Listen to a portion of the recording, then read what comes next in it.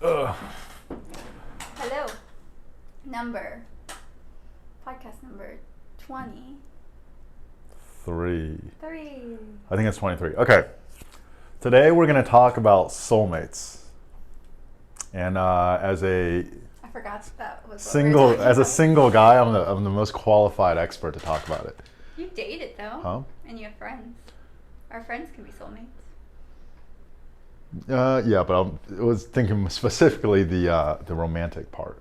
But Okay. actually, well, let's set it up, right? So I don't know if you ever seen like the meme. It's like it's showing like an entrepreneur or like someone who's successful, like successful person, like what people think, and it like goes up like this, and then the one is like what it's actually like, and it's like a line all over the place. Yeah.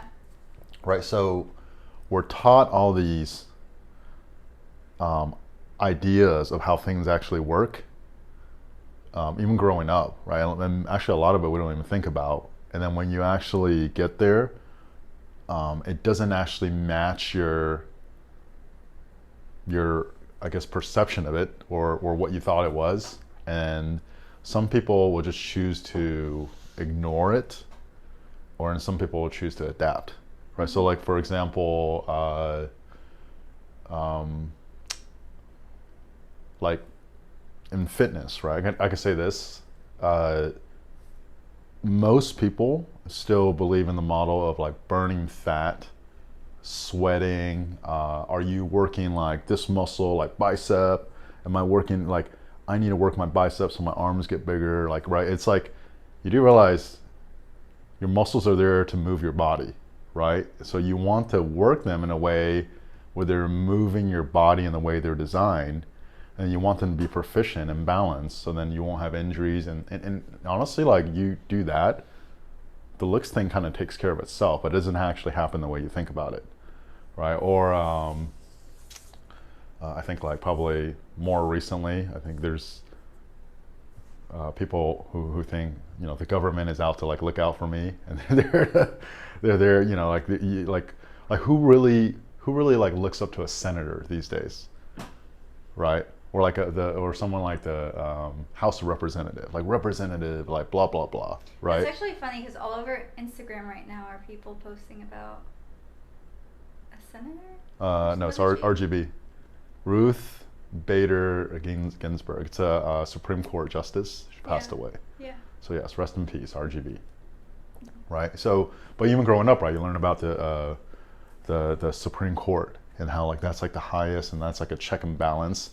And then you realize, wait a minute, like the president appoints the Supreme Court justice, and then like especially like when you declare like during a time of emergency, like you could just issue executive orders that basically supersedes everything else, which Trump has been doing for the last like 6 months, right? So there's just stuff that we learn, right? We're like, oh, the news media is reporting it, right? Like that's actually like a fact. Like they're like honest journalism, right? Like if I said like the media it's honest journalism, like people will laugh now. But growing up, that's just what we thought. Hey, it's in the news, right? Like they're unbiased, right? So we have a lot of things that we're taught, or just that we kind of absorb, and then as we experience it, it's like, oh, it's a little bit different from what I thought it was, or and it's always way more complex, right? Because it's just so easy. Hey, look, Santa Claus, or here's a big one. Growing up, I thought my parents, I don't know when this one was shattered, but I thought my parents would always like they're like the smartest people. Like my dad's the smartest person I know. My mom's the second smartest person I know. And like they're smart, they're like capable, and they'll actually figure things out and they'll take care of me. Right? And then like now I like felt I'm that about my parents. yeah, right now I'm 36. I'm like, holy shit, like when I was a kid, I'm like 6 years older than when I first like realized, like remember having those thoughts, like they were just kids themselves.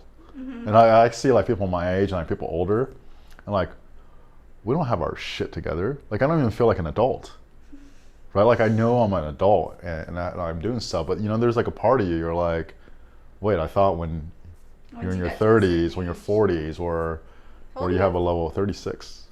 36. Yeah, that's right. But when, oh, by the way, the running joke is I tell people I'm 48, and I've been telling people I'm 48 since I was like 30, right? And it's like, hey, I'm 48. I'm like, no, you're not. I'm like, yeah, I'm Asian. Like, we just don't age that much. And then it's like, ooh, kind of in probably like half the people to maybe like a third, they'll end up believing like, oh man, you look really good for your age. I'm like, thank you. You know, I don't know how long ago I'm 48. We'll be like, yeah, I'm 60. Yeah, 60. We'll figure that out though. But so it's a long roundabout way of now coming back to soulmates. So when you were young, what did you think about soulmates? What is a soulmate to you actually? Like, how would you categorize it? Now, a soulmate. No, So, when you were okay, yeah, when I was young now, or now? yeah. Okay. Let's do now. Now they're like, I realize I have many soulmates, and just they're basically like the souls I've known before. They're in my life now. Okay, that chose to be in my life. So it could be now. like friends. Yeah, it can be friends. So according to your definition, we're soulmates. Yeah. Okay, that's not my definition. Yeah. I reject your soulmate-ness. No, I was kidding. Okay, keep going. That's it. Like, pretty much almost everyone in my life is a soulmate. Okay. Or they wouldn't be in my life. So right now, for me, like a soulmate is just someone who there's like a degree of chemistry you have with a person, and then you choose to actually go through life with that person. And you know, for me, it's a romantic thing, right? So I'm not gonna have a male soulmate. Wow, you go through life with Steve quite a bit. You do. Steve, my work wife, is not my soulmate. He's a work wife, but he's not my soulmate. But like for me, it's just like when I hear the word soulmate, like because there's like there's a linguistics of it, but there's literally just like a definition and like how I just relate to it, right? And it's just it's kind of ambitious, right? Because there's like, do you believe there's one soulmate? No. Well, obviously no, right? And then like I do not believe there's like one person. So like this person comes along, right? If you're not with that person, they're clearly not your soulmate because you're not with that person. True. Right? And then like when you're with the person, then there's a chance, right? Until if it doesn't work out. Can you be with someone and they're not your soulmate? Yeah, of course. Okay. Right? But like it's one of those where it's because I guess the way it's portrayed, it's almost like it's like you don't take any responsibility for it. That's just my soulmate. It'll just all work out, right? Whereas like when it's like a relation, it's up and down, right? Like you grow apart. You go on different paths. Like maybe you were meant to be together for a certain amount of time, and you grow apart. So I've read in a few books because there are a whole bunch of different terms like soulmates and twin flame. Yeah. And I've read before that like soulmate relationships tend to be easier. Yeah, because I kind of dropped it though. I was like, soulmate, twin flame. I don't care. I'm just gonna have a relationship.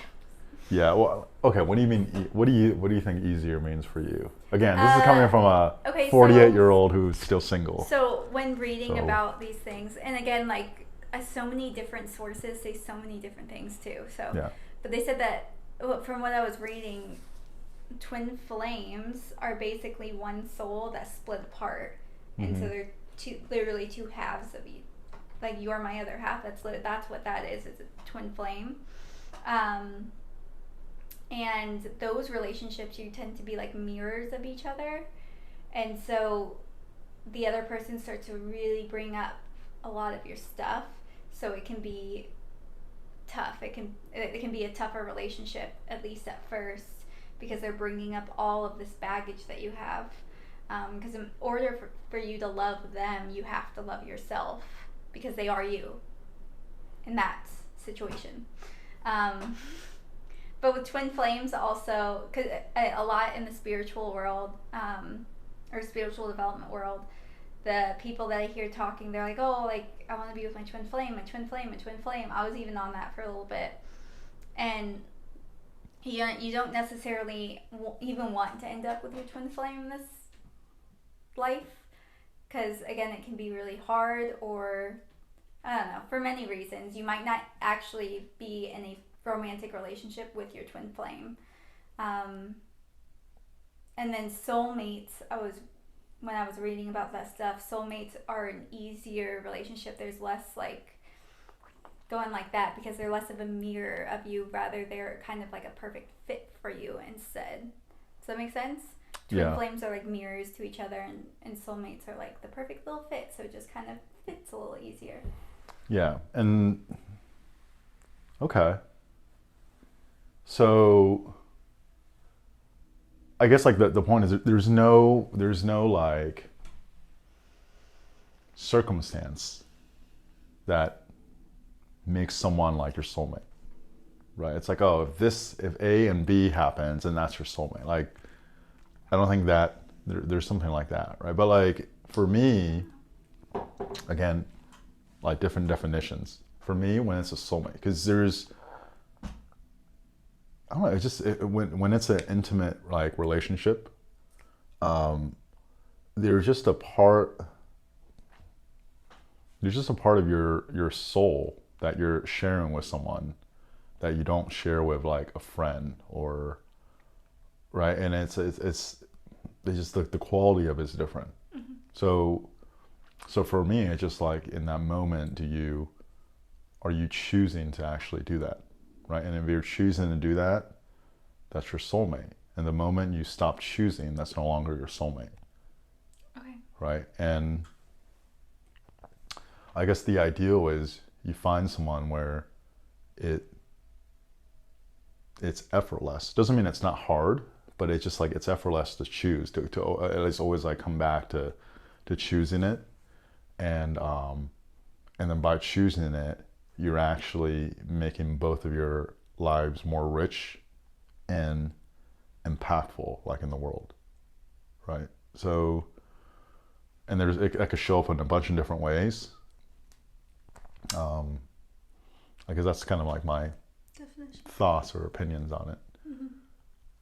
without actually being with my soulmate right now. Have you been with a soulmate?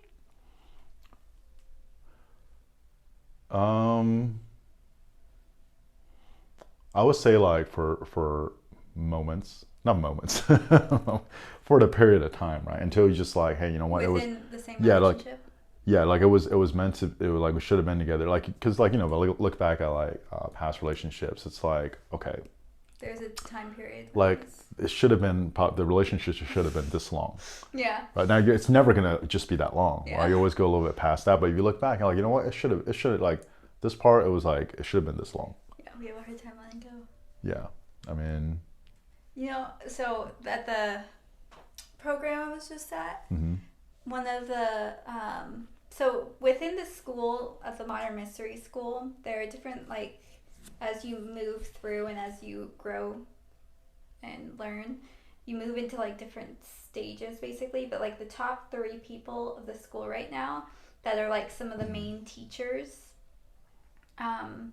they're called Ipsissimus. So his name is Ipsissimus Dave, and he's really cool. Like, he just talks and he's like full of wisdom, but he talked about this, he was talking to us about spirit guides and about the spiritual world too. I don't know how it came up, but someone asked the question, and he was saying that the idea of monogamy is only present in the physical world and it's not present in the spiritual world. He said you may like choose to marry someone in the spiritual world, and what that means is that you link yourself to them and you journey and go through experiences with them, but sex-wise, it's not the same thing in the spirit world. Like, you don't just have sex with the person that you are traveling around with, basically, because you're eternal. So yeah, so you're basically shattering people's like definition of marriage, first of all. Yeah, well, right. I mean, that's the spirit world, though, and sex means a very, very different thing in the spirit world than it does here, too. Yeah. Sex is about creation and creating, not just like another life, but just creating. Wait, it's not just for fun? No. Okay. But it also in the spirit world is fun too. But spiritual sex. I mean, that's what he said. How did this podcast? How do we end up talking about this? But in the spirit world, we're eternal. And eternal spiritual sex. yeah. Interesting. Yeah. But But the idea of like monogamy here, like, because the relationship like being longer than it actually was contracted or designed to be, just because we have human attachments and we want to hold on to the relationship because we feel like nothing better will ever come along. I will say this, not that it was longer than it's contracted to be, right? Because like you learn a lot from it going longer. You just like you look back to, oh, that probably should have been a year and a half, right? But like it's not like you don't like you actually. It shouldn't have been if it wasn't contracted to be then. That's what I'm saying though. But if you were together for 2 years and you're like, it probably should have been a year and a half. It doesn't mean like because you were together for 2 years. That's actually what happened, and like there's still like so much value in like and just learning and from the last half a year.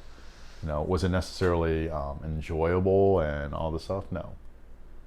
You know, but do you think we can make choices happened. that are off of our direct path though, path and purpose? So I can answer this question in so many different ways. I'll answer it from like more like a physics perspective, right? So in physics, right, mathematically you could prove that there's essentially like, I don't want to say infinite, but there's a bunch of different realities. Okay? Yeah.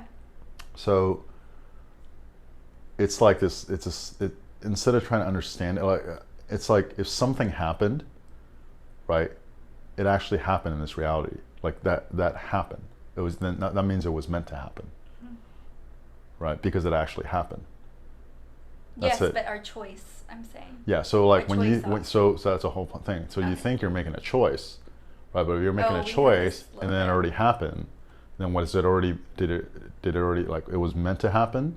Did you actually have a choice? Right? Like so it's basically like how we're relating to time. So it's something like sequentially causing the next thing, or is it, or does time actually? It's just because you know there's from a mathematical standpoint, you could start proving there's different dimensions, right? So fourth dimension is time, and it's a construct of the mind because there's like, you know, whether it's like meditating or whatever, where time doesn't exist. Right, and like, or like, you know, maybe it'll disappear and come back, and it's like, well, like our experience of time is actually, it's a mind interpretation, right? And it's so when something happens, right, and then you made a choice, and then that led to that, you're relating to it like it's sequentially, right? It's like past to present to future, right? That flow of time, but that's only in the fourth dimension, or kind of like. If you look in like 2D, right? So 2D is like XY axis, like a flat piece of paper. It's like my hand. Now, this is 2D, right? And this is 3D because it's a cube. So if I move the 3D into the 2D, right? In the 2D, they'll actually see just rectangle, right? They can't actually see the third dimension because they can only perceive 2-dimension, right? If I move it at this angle, it actually shows up more like a diamond, right? And it'll get bigger and bigger, and it'll be distorted and it'll come smaller, right? It's actually a cube going through 2D, but if you can only perceive in 2D, right, your perception of what it is versus what it is in 3-dimension is completely different. So like the whole point, this is getting really trippy, the whole point is from a physics standpoint, right, if it actually happened, like it was, you know, it was already meant to happen if you take out the flow of time, because it happened, right? And then like one theory I actually read is that at a higher dimension, time isn't like past the future, it's actually everywhere. So like the future, the past, like different, like it's actually all spread out everywhere. And and it's not this like linear flow, right? So, and this is just something where, I don't know, there's times when like I read it and it's just like I get it without even understanding, you know, there's like getting it without understanding it. And then like when you try to think, it almost like hurts your brain, and then you're like trying to make sense in your brain, it's like too much. So to answer your original question, do you actually have choice?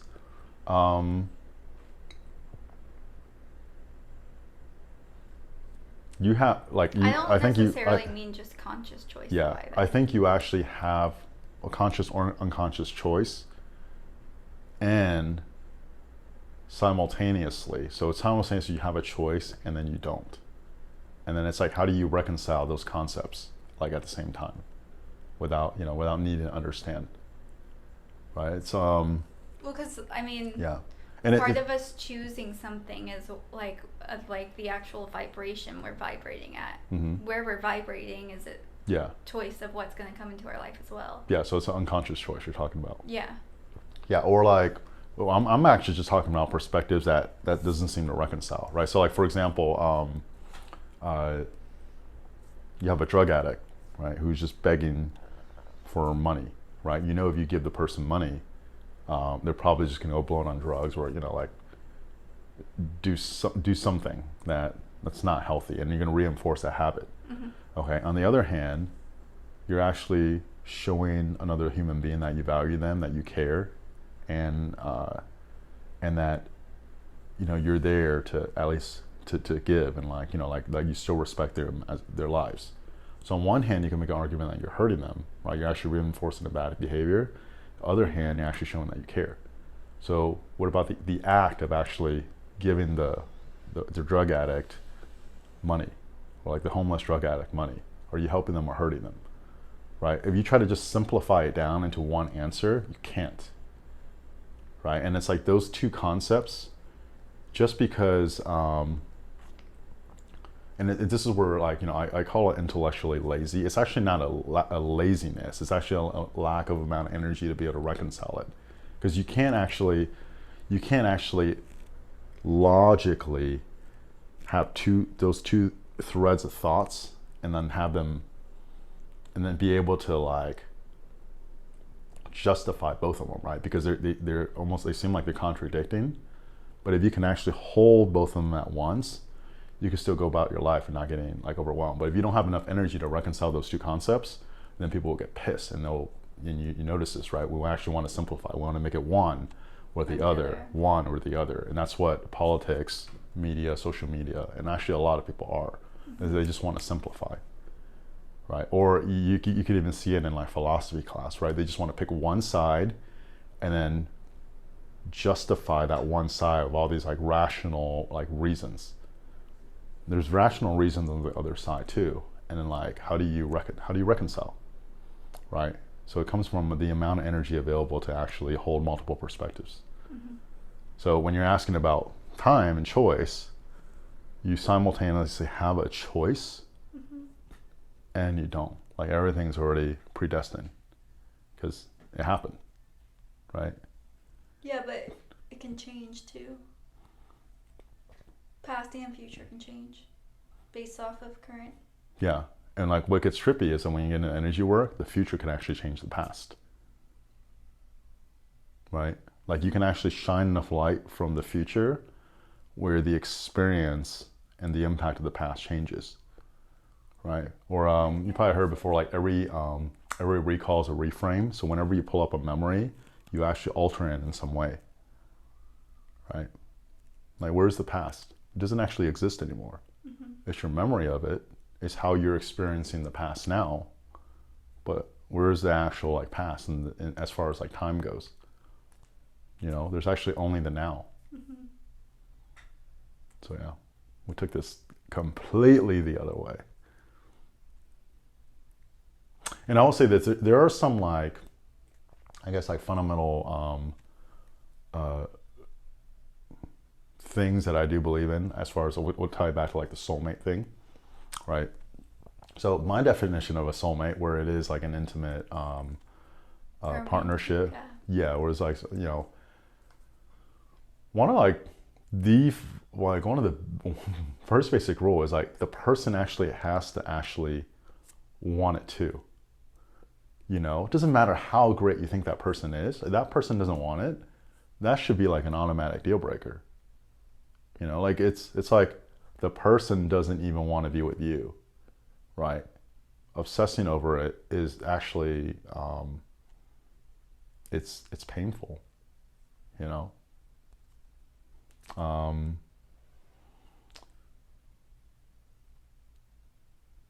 I forgot where I was going with that, but that's it. They have to actually want to be, for Yeah. them to be a soulmate, they have to actually want to Yeah, be it's there like, okay, too. well, this quality checks out, you know, this, whatever. Like, but I feel this way. Listen, like, think of yourself as like this, like, awesome, like, being, like, spiritual being with like all this power. Okay, if the person doesn't actually feel that way about you, it's game over. There's another soulmate for you, right? And it's kind of like that, like for a job too. It doesn't matter if it checks all the boxes. If it doesn't light you up, it's not for you. If it just doesn't feel right, no matter how much money you make or how much you rationalize it, it's just not for you, right? Go off of your experience. If the experience isn't right, it's just not for you. You're not meant to do this like line of work, or like, you know, I'm Asian. You're not meant to be a doctor, or you're not meant to be a lawyer if it just doesn't feel right. And when you shut that down, so basically you keep doing something that's not meant for you, even though it seems like you're progressing through life, you're actually losing momentum. Like the light in your eye like dims, because it's like you're moving further away from whatever that thing is that like really lights you up, that, you know, when you're doing it, you're like hooked to like a different battery source, right? And the more you're doing something that's not that, the more you have to rationalize why you're doing what you're doing, and to basically dim the light or dim that battery source. And it's one of like the most common things I've seen, especially like as you know, as I'm in like my mid to late 30s, get into my mid 30s, late 30s, right? It's like people that felt like they had to have kids by a certain age, or they felt like they had to have kids and maybe they didn't necessarily want it, or they had to get married, right? And then didn't necessarily marry their soulmate, or doing a job that they're not meant to do. And it's like,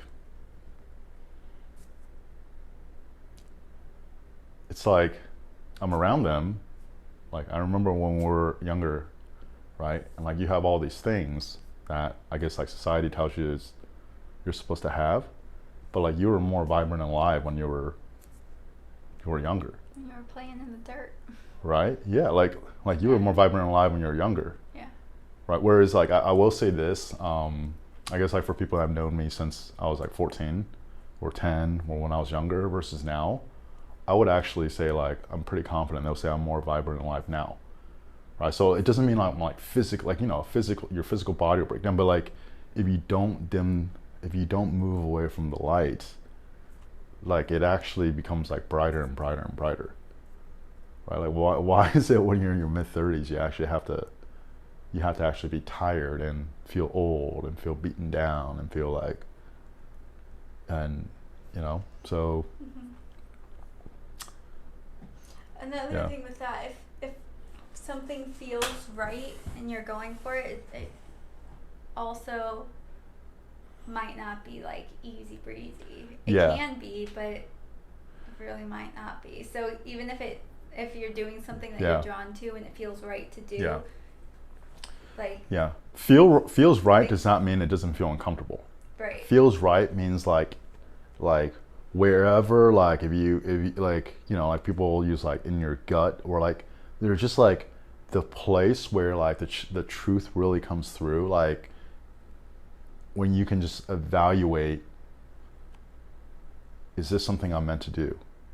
Like it is like a knowing, like it is or it isn't, right? And it's like, and then the brain will come in and be like, oh, circumstance, reason, excuse, it doesn't fit my identity or whatever, right? And there's going to be a lot of conflict, because, you know, that's the thing that feels right is actually usually like what helps you grow more and more, right?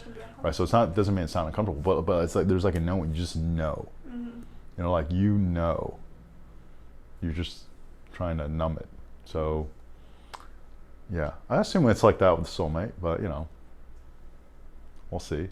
I think it's different with every soulmate too. Feels different with every soulmate. Yeah. Looks different with every soulmate. Yeah.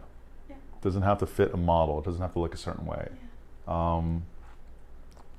Especially like now, right? Like, and I see this all the time. It's freaking ridiculous. So person has been with someone else for say like 3 years, right? Or X amount of times. Like, oh, why haven't you proposed yet? Why haven't you proposed yet? Well, listen, it's a thing where both people should just genuinely like feel it. Okay. Now from the female side, right? Like the stereotype is okay, like they're waiting for the proposal, they're waiting for the proposal. Like, do you really actually want it? Or do you just feel like that's what you want so you can feel security or whatever? Yeah. Right? And that's two different things. Yeah. Like, why, like, what is it do you really want? Do you want it so you could actually fit in? Do you want it so you could like feel like you're fitting in with a cultural norm? Like, what is it about it, right? Now, from the guy's standpoint, think about it, okay? Like, if I've been with someone for X amount of time, right? And then there's just all this pressure, right? And I actually give in. I didn't want to do it. I'm actually doing the female a disservice, right? Did I actually want to do it?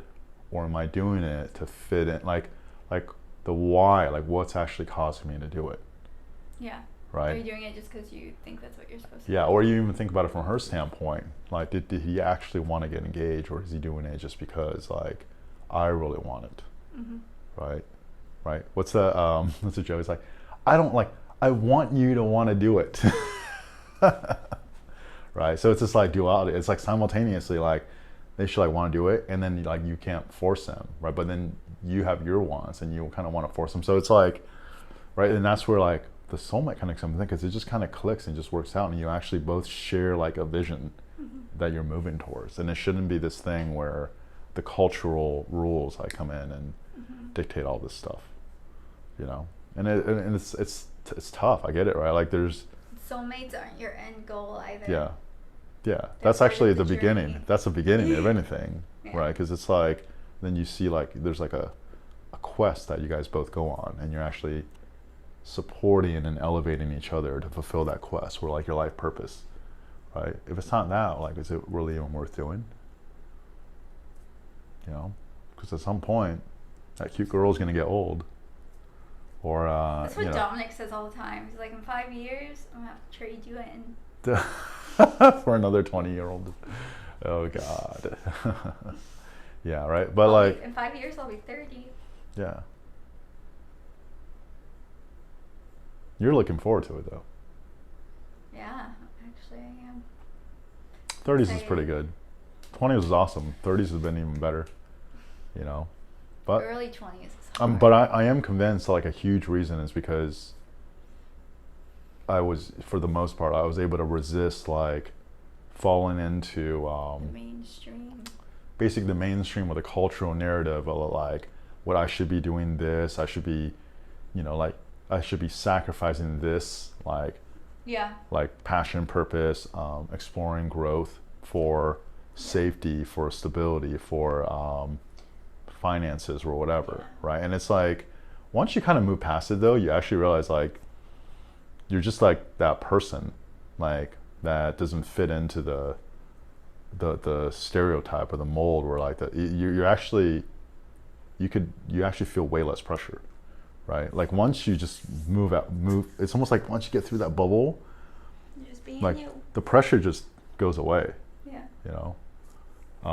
That used to be in the back of my mind a lot. Yeah. But I somehow never went into the mainstream either, really. Yeah. But it was always on the back of my mind. I'm like, Yeah. I should be doing this. I'm not. By this time, yeah. I'm not normal. I'm not blah blah blah. Yeah. Like I'm off the timeline. Now I finally don't really. Yeah. Yeah. It doesn't really like it's not in the back of my mind. Yeah. Well, I actually put this like this whole idea like this frickin' timeline that we have, right? So there's basically this like pre-established like role that we have to live way into. back in the day, the timeline was you get pregnant when you're like 15. Yeah, Or and married so when yeah, you're it's a 15, by the way, it's a yeah. floating timeline. It keeps changing, Yeah. right? And it's like it's just this thing where we all agree upon. So and there's like a critical threshold. So for example, if you're at a movie theater before 2020, right? If you're like watching this like awesome movie and then like two people just got up and just ran out, you're like, oh man, they probably had to go do something, right? let's just say there's 100 people in the movie theater, 60 people got up and just took off and ran out.